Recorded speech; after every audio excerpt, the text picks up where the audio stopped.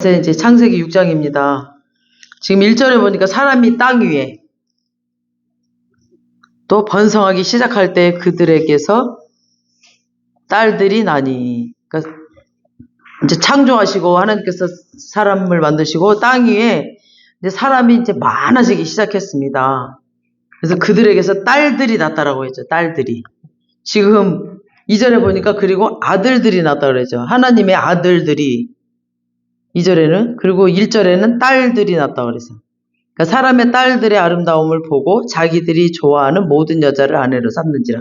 그러니까 지금 아들과 딸을 이렇게 구분해서 지금 이게 적혀 있죠. 1절과 2절에. 그러니까 하나님의 아들들은 어떤 사람들은 뭐 천사라고도 하고, 여기에 보면은 여러 가지로 학자님들이 여러 가지로 이렇게 막 풀이를 한다고 해요. 근데 이렇게 살펴보면 천사가 아닌 것이 마태복음 22장에 보면은 왜 성도가 죽었을 때 장가도 가지 아니하고 시집도 가지 아니한다고 예수님께서 말씀하시죠. 그러면서 천사와 같이 되지 않냐냐, 다 죽으면 이제 천사와 같이 된다, 그렇게 말씀하시죠. 그러면서 칠형제가 있는데 그 형이 죽고 나면은 이제 아이가 없어서 죽고 나면은 이제 그 동생이 들어가서 대를 이어라. 그리고 또 죽고 또 죽고 또 죽고 그러고 나면 맨 나중에 그러면은 누구의 부인이 되겠냐, 그 여자는. 그러니까 예수님께서 부활 때 장가도 가냐 아니고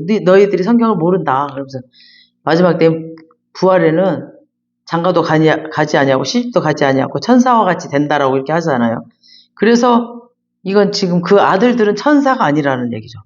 그러니까 천사가 아니야. 지금 이 아들들을 말하는 건 천사가 아니라는 거죠. 그래서 천사는 시집도 장가도 안 간다는 겁니다. 그리고 천사는 다음에 또 벌을 내릴 때도 하나님의 아들들이 타락해서 사람의 딸들을 취했으니까 그러면은 이 하나님의 아들들이 먼저 벌을 받아야 되잖아요. 근데 홍수 심판 때도 보면은 그게 아니라 세상 심판이잖아. 세상 심판. 세상 심판이지 뭐 아들들에게만 주는 심판이 아니었잖아요. 그러니까 이건 하나님의 아들들이 천사들이 아니라 지금 이거는 다른 걸 얘기하고 있다라는 증거입니다. 그래서 그럼 여기에 나오는 하나님의 아들들은 누구를 말하느냐? 우리 창세기 4장에 나왔던 보면은 오실 그리스도, 그러니까 믿음으로 살았던, 하나님의 예비하고 하나님을 예배하시고 또 하나님과 동행하고 살기로 한 셋의 자손들, 여자의 후손이라고 그랬죠. 뭐 여자라 아니고 남자든 여자든 여자의 후손으로 온 하나님의 아들들을 말하는 겁니다. 지금 여기 2절에서 말하는 하나님의 아들들은, 그러니까 우리 믿는 자들, 여자의 후손들을 말하는 거고, 이 하나님의 아들들이 지금 4장에 나오는 사람의 딸들, 그러니까 육신을 가진 자들, 하나님을 믿지 않는 자들, 딸들을 봤다라는 거죠. 그래서 창세기 4장에 나오는 그 가인 자손을 얘기하는 거죠. 그래서 람에게 아내들 보면 저번 주에 얘기했죠. 람에게 아들들 뭐라고 그랬어요? 람에게 그 아내들 보면 다 치장하고 장식하고 막 이러죠. 꾸미는 거 좋아하고 이렇게. 그리고 겉모습을 잘 꾸며서 또 하나님에게 잘 보이는 게 아니라 사람에게 잘 보이고 남자들에게 이렇게 잘 보이고 이렇게. 그래서 이 세상 여자들을 봤다는 거죠. 안 믿는 세상 여자들을 봤다는 거죠. 그러니까 뭐 예배하고 하나님과 동행하고 그렇게 사는 것이 아니라 예배하고 하나님을 찬양하고 이런 게 전부였던 이 아들들이 지금 이런 하나님의 아들들이 세상 사람들, 그 딸들을 지금 봤다라는 거죠. 3절. 그래서 여호와께서 이르시되 나의 영이 영원히 사람과 함께 하지 아니하리니, 이제 떠나버리겠다는 거예요. 이 영이. 그러면 떠나버리겠다는, 그들이 육신이 됨이라. 그러니까 하나님의 영이 없는 사람은 그냥 육신이에요. 그냥 육신이라고 하는 거죠. 하나님의 영이 없는 사람들은. 그래서 육신이 됐다라고 해요. 그래서 아담과 하와가 뱀의 유혹에 빠져서 막 사과를 보고 하는 말이 뭐 있었어요? 먹음직도 하고 보암직도 하다라고 이렇게 했죠. 그래서 키토브라는 말인데 보기에 좋았더라라는 말이에요. 그래서 그러니까 인류가 최초의 죄에 빠져 넘어질 때 뭐냐면 보암직도 하고 보는 거. 아까 5절에도 말했듯이 보암직도 하고 먹음직도 하다. 뭐함직도 하다. 이게 이제 지금 토브라는 단어가 이게 담겨져 있어요. 그러니까 꾸미고 장식하고 아름다워 보여. 겉으로 이렇게 아름다워 보이고 사치하는 그 겉모습, 그거를 지금 말하는 거죠. 그래서 그 속에 담아지는 하나님의 마음과 중심을 보지 못한 결과, 하나님의 아들들이 그걸 봐야 되네. 그걸 보지 못한 결과, 오늘 여기서 두 가지를 이제 얘기를 하는 거죠. 그 영이 내 영과 사람과 함께 하지 않겠다. 그런 영들은. 그래서 이는 그들이 육신이 됨이라. 그러니까 성경에서 육신이라고 말할 때는 몸을 얘기하는 게 아니라 지금 뭐냐면 부패함과 죄성을 말하는 거예요. 부패함과 죄성. 그래서 즉 죽은 운명이 되었다. 그러니까 어차피 그냥 죽은 운명, 썩을 운명. 이것은 영적으로 하나님과 반대되는 모든 가치관을 말하는 거죠. 육체적이라고 얘기를 합니다. 그래서 이걸 육신이 되었다. 그래서 인생 속에 죄가 들어오면은 인간은 그렇게 육체적이 돼버리는 거죠. 육체. 그러니까 육신을 위해서 사는 거죠. 육신의 정욕과 안목을 위해서 사는 거죠. 그래서 그 결과 성령이 이들과 영원히 함께하지 않겠다는 거죠. 그냥 떠나버리셨다는 거죠. 지금 3절에. 그래서 주님이 떠나가시면은 내 생명 헛되다라는 말이 먼지와 같다라는 말이죠. 먼지와 같다. 원래 이 땅은 혼돈이죠. 처음에 창세기 때 원래 혼돈, 공허, 또 뭐였죠? 흑암. 그거였는데 하나님의 영이 수면 위에 이렇게 오면서 그때 이제 하나님이 신이 운행하심으로 땅의 모든 질서가 잡혔고 또 생명이 있었고 이렇게 살아나고 그랬잖아요.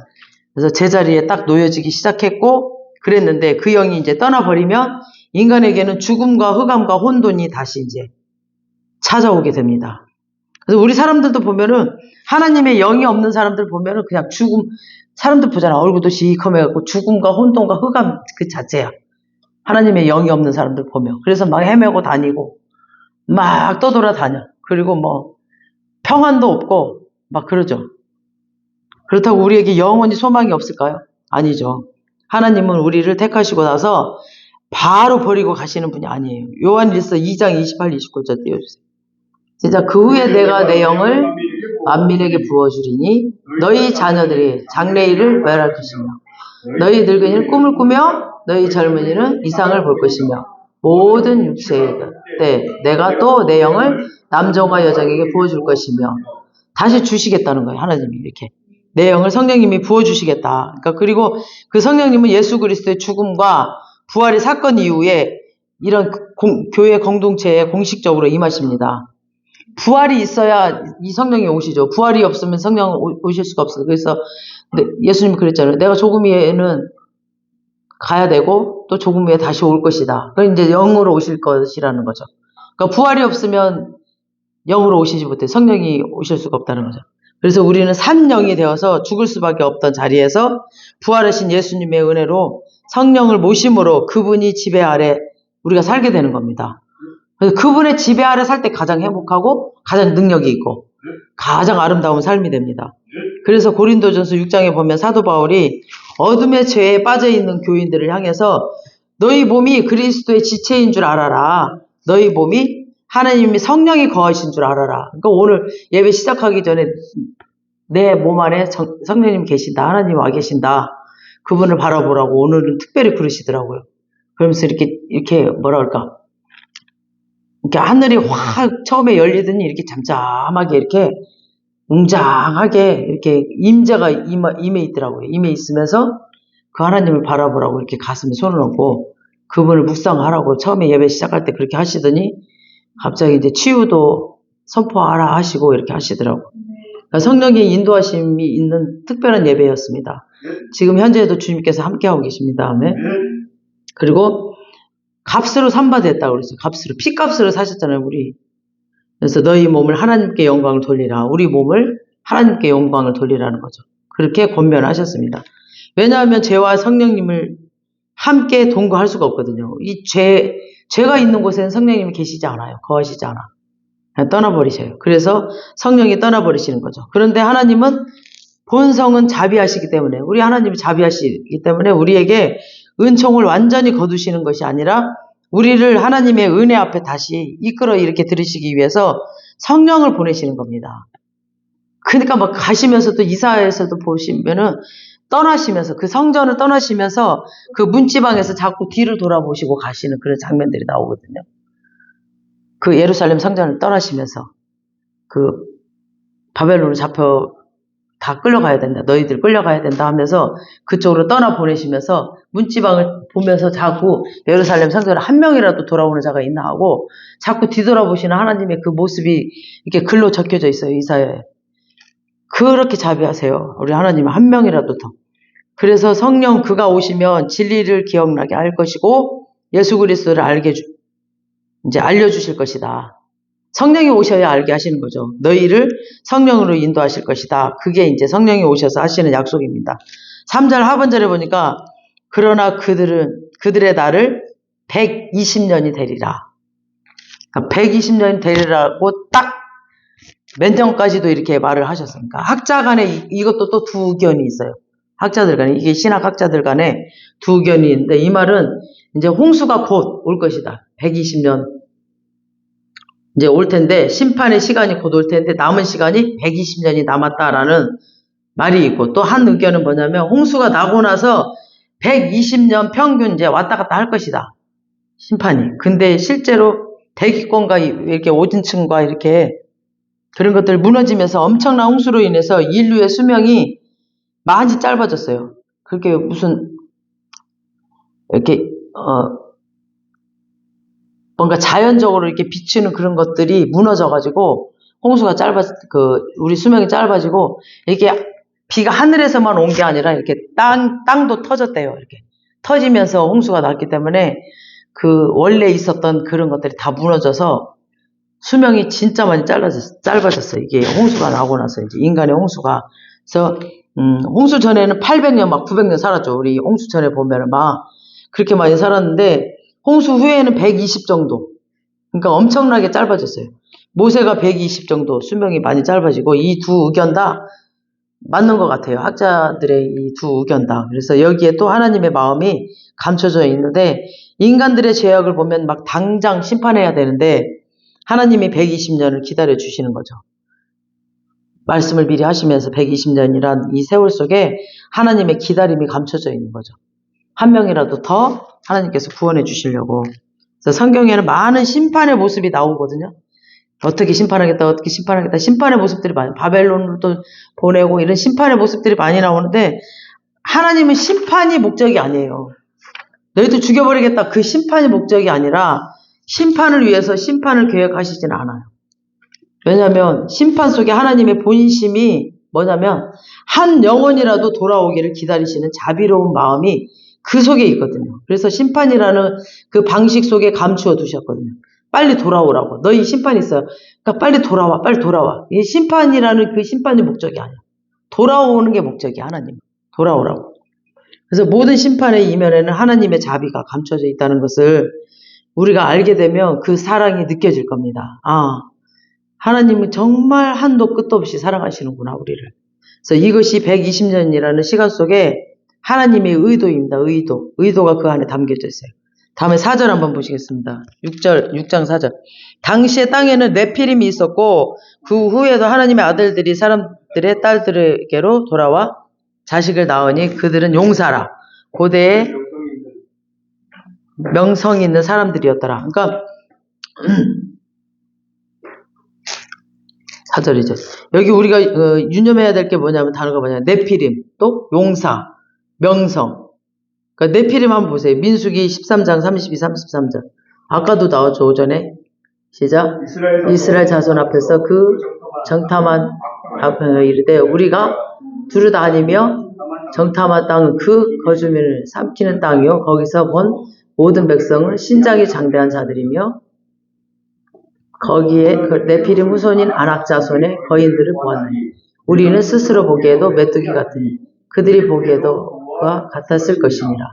그러니까 이 네피림 자손이 굉장히 막 키가 크고 이렇게 굉장히 보기에는 정말 막 무서운 사람들이었죠. 그러니까 모세가 가나안 땅을 정복하기 전에 아까 이게 또 연결이 되네, 오후 예배랑. 정탐하기 전에 보냈던 이 12정탐꾼들이 여호수아와 갈렙을 제어하고 모두 다 이 말을 했거든요. 아낙 자손들의 거인들, 이 네피림들, 그러니까 이들은 키가 약 2m 40 정도라고 합니다. 거인, 용사, 명성 이것이 다 뭐냐면 세상의 욕구. 그러니까 세상이 자랑하는 가치관이에요. 이건 세상 사람들이.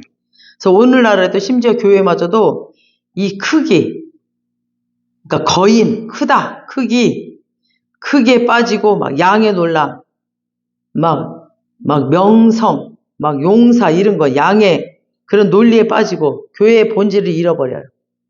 그리고 막 모든 게 강해야 좋고 커야 좋고 이런 문화 있잖아. 좋아야 되고 명성을 떨쳐야 되고 막 그런 것들. 기독교에서 말하는 성경의 가치와 완전히 반대되는 의미를 막 자랑해. 그런 걸 말하는 거예요, 지금. 예수님은 가장 약한 모습으로 오셨죠. 말구유로. 그 다음에 가장 약한 모습으로 죽었어. 십자가에서 진짜 막 저주받은 자만 나무에 달린다고 그랬거든. 막 저주받은 모습으로 가장 약한 모습.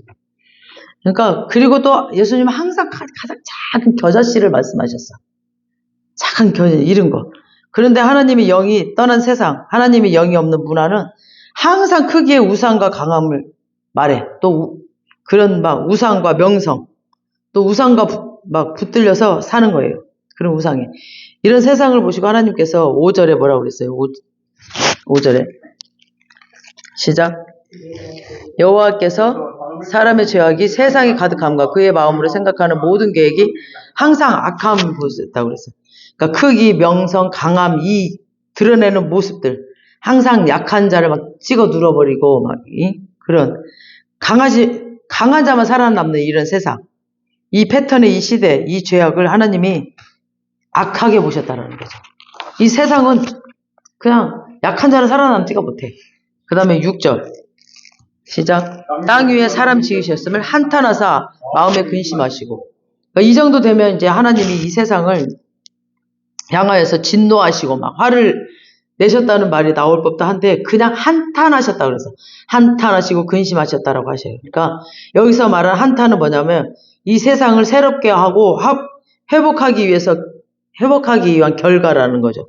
언제나 심판 속에는 하나님의 그 사랑과 자비가 감춰져 있습니다.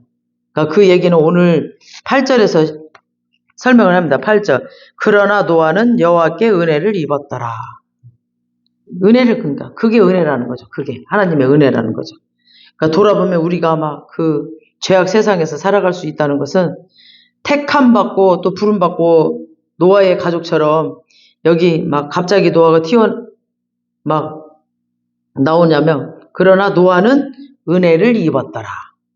그러니까 노아는 은혜를 입었더라. 그 많고 많은 죄악 가운데서도 그러나 그래도 노아는 은혜를 입었더라.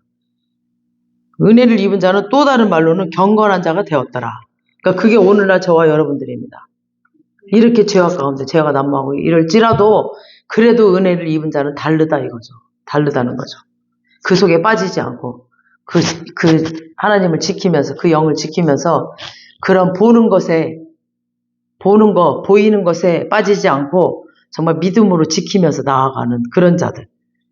그리고 끝까지 정말 믿어지지 않는 세상이지만 지금 120년 후에 홍수 심판이 올 거라는 거 아무도 안 믿었지만 노아는 믿음으로 사람들이 다 욕할지라도 지었어요. 우리는 그 믿음을 잡고 갈 땐 사람들은 다 미쳤다고 욕해요. 그래도 우리는 끝까지 믿음을 지키고 가. 그 자만 은혜를 입었더라. 그러니까 그래도 이 노아 한 가정을 통해서 이 인류가 다시 태어났잖아요. 그러니까 이렇게 믿음의 사람이 한 사람만 있어도 인류가 다시 태어난다니까. 그게 오늘날 저와 여러분들 꼭 되시기 바랍니다. 우리는 그래서 은혜를 입은 자입니다. 우리에게 세상 소망이 다 사라져버려도 우리에게 십자가의 구속의 은혜가 들어옵니다. 아멘? 이렇게 은혜 입은 자로서 오늘 감사하면서 사는 여러분 되시길 주님의 이름으로 축원합니다. 아멘. 살아계신 주님을 찬양합니다. 하나님 감사합니다. 보암직도 하고 먹음직도 하는 이 세상 정말 너무 삐까번쩍한 아름다운 것들도 많고 먹고 누리고 하는 엄청난 것들도 많지만 아버지 그런 거에 빠지고 또 그런 거에 가치관을 두고 사는 우리가 아니라 정말 초라해 보이고 보잘것없어 보이지만 예수 그리스도 그분 힘없이 죽은 것 같지만 부활이 계시는 그 주님, 능력이 있으신 그 하나님, 지금도 살아계시는 그 하나님을 붙들고 사는 우리 아버지의 그 은혜로 사는 우리를 축복하시니 감사합니다. 우리가 그 은혜 입은 자로 이렇게 살고 있으니 너무 감사합니다.